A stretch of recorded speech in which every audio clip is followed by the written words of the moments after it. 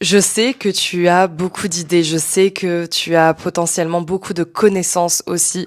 Je sais que la femme que tu es aujourd'hui, c'est grâce à toutes les choses que tu as apprises dans le passé et je sais que tu as envie de transmettre ça autour de toi. Tu as envie parce que tu es multicasquette, parce que tu es peut-être multipotentiel, parce que tu as beaucoup de choses en tête et parce que le monde n'attend que toi et tes idées et à quel point tu peux servir les autres. Et c'est vrai jusqu'à une certaine mesure, parce que la vérité, c'est que en voulant retransmettre tout ce que toi tu as vécu, en voulant ne pas faire de choix, en voulant partir de toi et de ce que tu veux toi offrir au monde, tu enlèves toute la partie stratégique et froide du business qui est en fait 90%, parce que le business, c'est quoi? C'est finalement d'avoir aussi des stratégies. Le business, c'est ruthless, c'est très difficile et surtout le business s'en fiche de tes émotions, de toi, ce que tu veux donner au monde. Le business, c'est pas toi ce que tu veux donner aux autres, c'est repérer ce que les autres veulent et voir si ça colle avec quelque chose que toi tu peux offrir. Et ça, c'est quelque chose qu'on a du mal à se dire parce que il faut être un peu humble déjà pour commencer et se dire que ça part pas de nous et d'une volonté qu'on veut de donner en fait quelque chose que forcément nous on a appris et qu'on veut retransmettre, mais plutôt quelque chose de comment est-ce que concrètement je peux moi aider les autres parce que les autres ont un besoin. On n'essaye pas de créer des besoins et même si aujourd'hui tu te dis ok j'ai plein d'idées, je pourrais aider beaucoup de personnes, c'est des personnes qui ne cherchent pas une solution à chacun de leurs problèmes en même temps. Ou alors ces personnes-là iront voir différentes personnes. Ça va être très rare la personne qui va exactement penser comme toi et comprendre exactement les liens que tu fais entre toutes tes idées.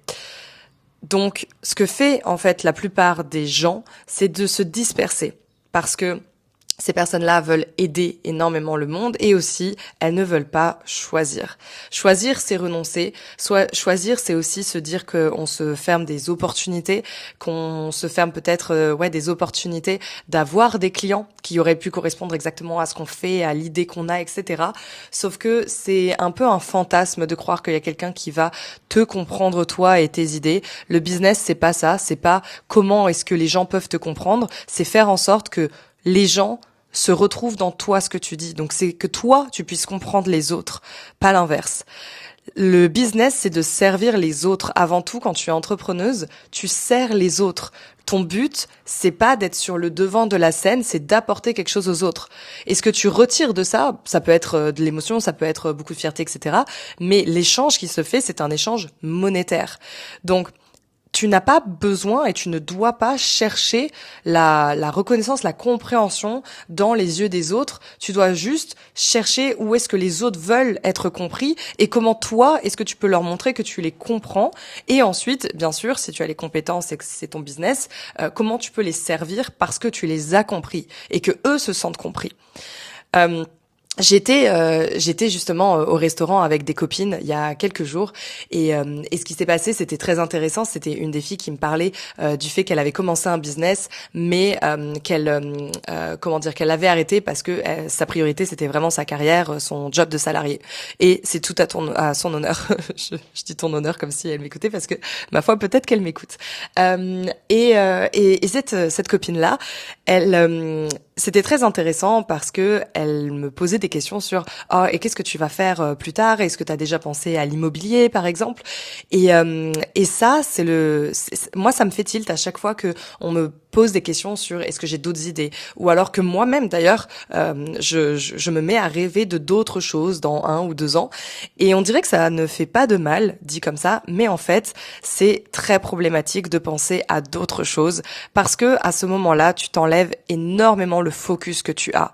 Le focus, c'est-à-dire la capacité à se concentrer, c'est vraiment le nerf de la guerre quand tu es entrepreneur. C'est quelque chose qui est de plus en plus rare, c'est quelque chose qui est beaucoup recherché et c'est la seule manière d'avoir de vrais résultats parce que c'est la seule manière de construire quelque chose parce que pour créer quelque chose de vraiment clair, durable et de complet, il faut avoir la capacité de se concentrer pour une très longue période et que ce soit sur une période de travail, par exemple sur quelques heures, d'être hyper focus, de pas toucher à son téléphone, etc.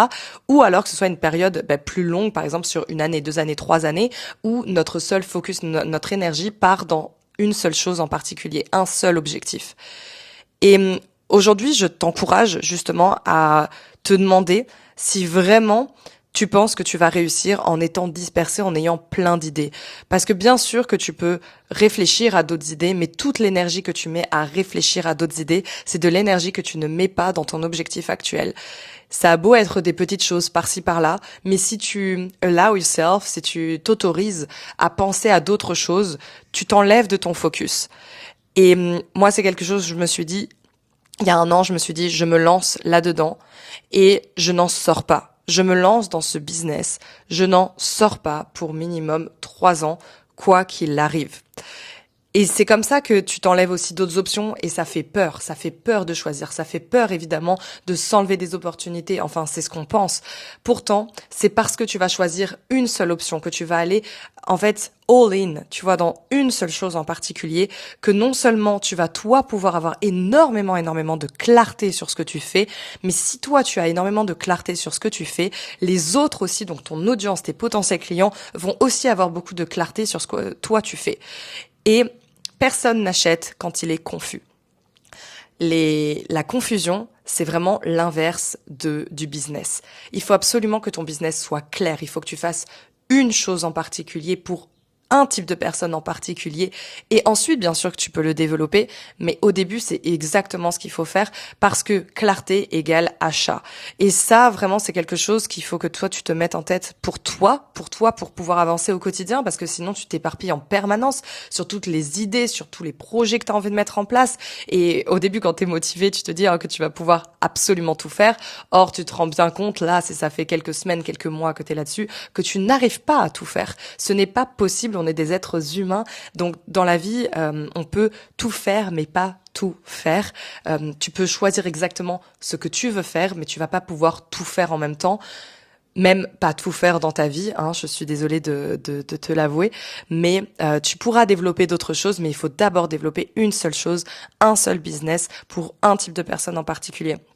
Et ce business, il doit être tailored, il doit être vraiment fait sur mesure sur un marché en particulier. C'est pas toi qui le choisis de toutes pièces sur tes émotions, sur ce que toi tu penses qui serait le mieux pour les personnes.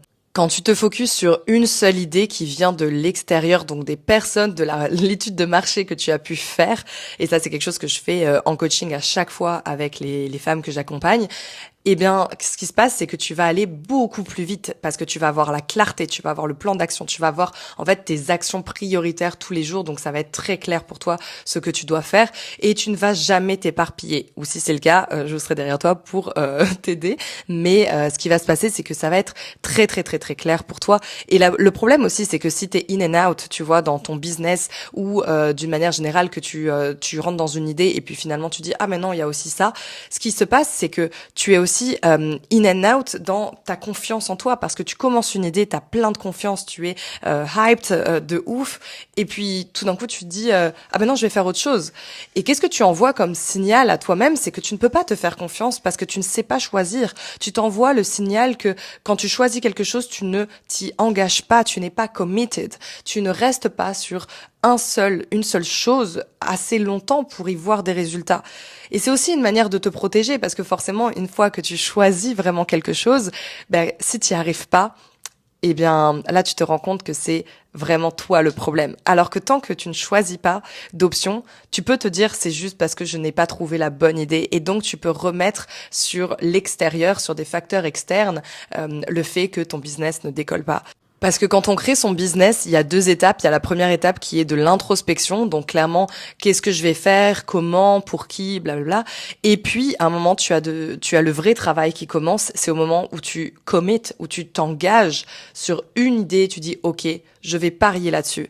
Et ça fait peur. Mais c'est là, en fait, où tu commences à avoir un vrai business. Même si t'as pas encore de clients, c'est là, en fait, où les choses sérieuses commencent. Et je sais que c'est difficile parce que t'as envie de repousser ce moment-là.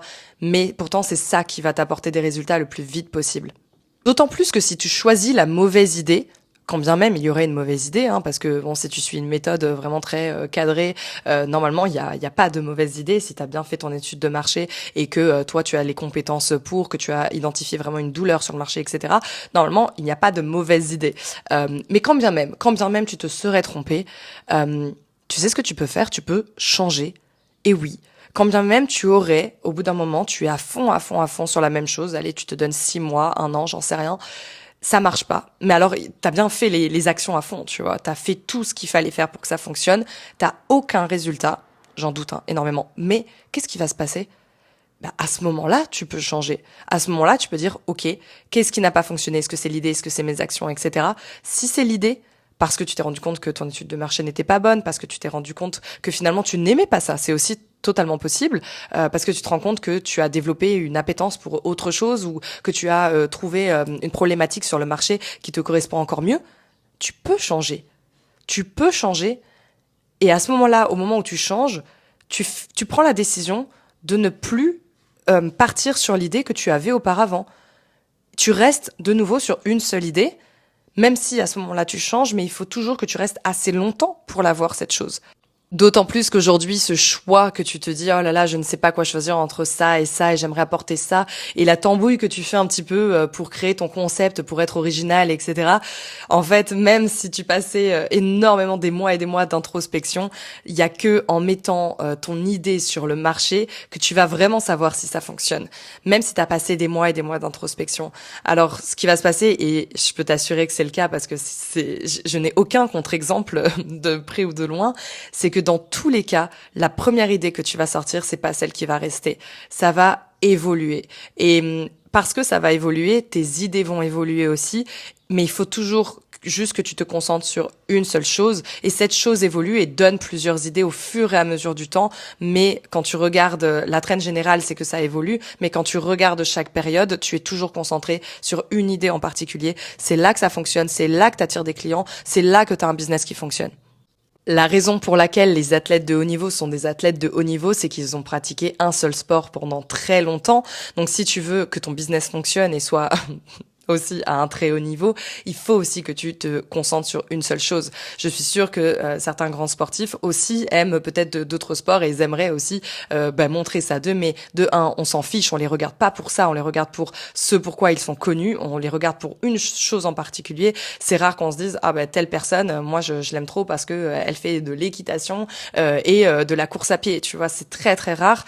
Pourtant évidemment, ces personnes-là, elles ont aussi une personnalité, elles ont aussi d'autres choses qu'elles ont envie de montrer, mais c'est pas about us, c'est pas le business et le fait de réussir dans quelque chose, c'est pas une question de montrer complètement qui on est et toutes nos affinités, toute notre personnalité. Encore une fois, il y a cet ego, cette volonté de toujours vouloir montrer qui on est, de montrer tout en fait pour être vu, pour être reconnu, pour être validé de l'extérieur. Mais it's not about us. C'est pas à propos de nous, c'est à propos des autres, des personnes qu'on sert. Faire un métier passion, c'est incroyable. Moi, aujourd'hui, je fais exactement tout ce qui me plaît le plus au monde. C'est ma passion, ce métier. Pour autant, ça veut pas dire un métier passion, ça ne veut pas dire un métier montrer toutes ses passions. C'est prendre une de ses passions et dire, voilà, je vais aller là-dedans et c'est là-dedans que je vais réussir. Tu peux montrer d'autres choses de toi, mais tu ne seras jamais reconnu pour 1 milliard de choses, à moins aussi sur le long terme, sur une grande carrière, tu peux faire plusieurs choses et être reconnu pour plusieurs choses. Mais quand tu démarres, non, parce que tu as besoin d'être reconnu pour une seule chose, parce que ton énergie doit aller dans un seul endroit, parce que ta niche doit se reconnaître, et si tu parles à tout le monde, tu parles à n'importe qui. Il faut accepter de mêler sa passion et le côté émotionnel de ce que tu veux faire avec le business, la stratégie et ce qui fonctionne réellement, et se disperser n'a jamais fonctionné. En tout cas, pas à ma connaissance. Bien sûr, ce n'est que mon avis, ma foi, tu es sur mon podcast. Ce que je peux te conseiller de faire aujourd'hui, c'est de te mettre une date de fin d'introspection où tu prends une décision. Cette décision, elle n'est pas définitive. La plupart des décisions que tu vas faire dans ta vie ne sont pas définitives. Alors plus vite tu prends une décision, plus vite tu peux lancer une idée, plus vite tu peux te rendre compte des choses qui sont à améliorer ou à arrêter ou à continuer, et plus vite tu vas réussir. Parce que en te privant de prendre une décision, de choisir une seule idée pour réussir, tu te prives en fait de beaucoup de mois où tu pourrais être en train de réussir, tu pourrais être en train de vivre ta vie de rêve, et ça c'est dommage. C'était Samantha, coach business et fondatrice de Carar Coaching. Tu écoutes Call Me Rare and call yourself rare as well.